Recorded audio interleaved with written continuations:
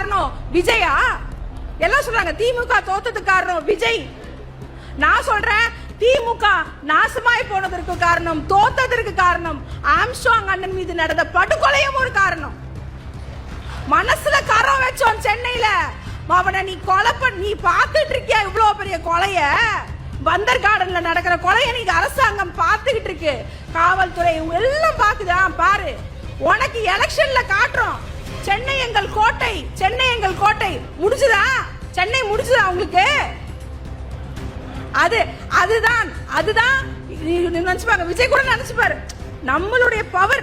ஆமாங்க, உங்க சினிமா இது, உங்களுடைய இது பவர் எல்லாம் இருந்தது. அதை தாண்டி ஆம்ஸ்ட்ராங் என்கின்ற ஒரு மனிதருக்கும் தலித்துகள் மீதான 5 வருட கால அட்டூழியத்துக்கும் எல்லா பட்டியல் சமூக மக்களும் பார்த்து வச்சாங்க. தேவையே கிடையாது இந்த அரசு. ஆக தாவேகாவின் வெற்றியில் அண்ணனுடைய பங்கு இருக்கிறது. அப்போ தாவேகா என்ன பண்ணும்? சிபிஐக்கு வழக்க மாத்தணும். நாங்க என்ன கேட்டோம்? நீ என்ன சொன்ன?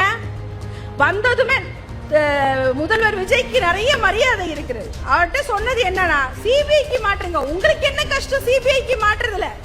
திமுகவுக்கு இதில் மாயாவதி அவர்கள், அன்னை மாயாவதி சொன்ன மாதிரி திமுகவுக்கு இதுல சம்பந்தம் இல்லைன்னா சிபிஐக்கு மாற்றி இருக்கலாமே ஒரே வார்த்தையில முடிச்சுட்டு போயிட்டாங்க.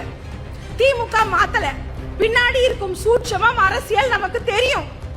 நான் கேக்குறது, தாவேகா ஏன் சிபிஐக்கு இன்னும் மாற்றவில்லை? யாருக்கு பயப்படுற நீ? உன் கூட்டணியில் இருக்கிற கட்சிகளுக்கு பயப்படுறியா? நான் கேக்குறேன். நீ புதிதாக சேர்த்து கொண்டாயே உங்க கட்சியில சார், அதுக்கு பயப்படுறீங்களான்ற கேள்வியை நான் கேக்குறேன். இந்த மாதிரி நிறைய கேள்விகள் இருக்கிறது. ஏன்னா